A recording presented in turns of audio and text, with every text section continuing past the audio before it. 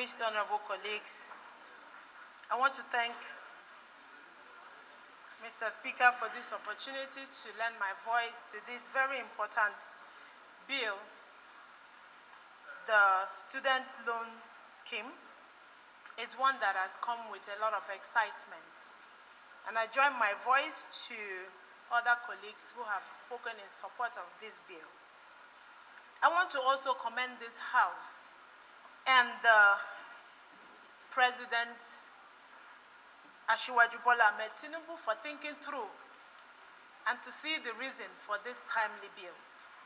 This goes to show that we are already complying with the post-legislative scrutiny, which has become a global convention wherein Parliament review bills that have been passed by Parliament and see how areas that need amendment to suit to the realities of the day are being considered.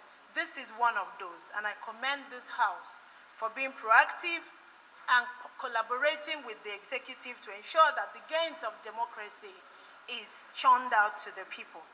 I support this bill not just because of what I and others have said, but because I see it as one of those that seeks to balance the gap in education for the rich and the poor. I see it also as one of those gender-inclusive bills which will take away the burdens from resource-poor families. I see this as a relief for most struggling mothers and women like myself who are oftentimes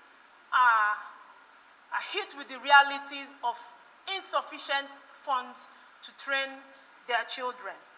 Most times they are widows, oftentimes they are not, but they are just incapacitated.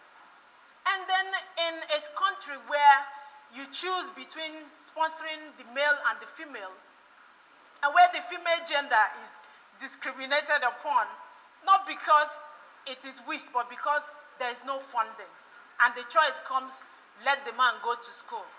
This creates an opportunity for balance and increased access to education, where everyone, both the women, both the men, both boys and girls who aspire to gain entry into higher education are given such opportunities. So that gladdens my heart.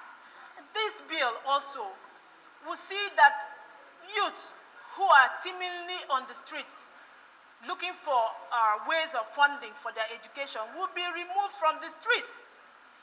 I see this as one of the solutions to the insurgency, insecurity, banditry, kidnappings on the street by some well-meaning youth who have been strayed because they are not able to afford their educational funding. So this is coming at the right time.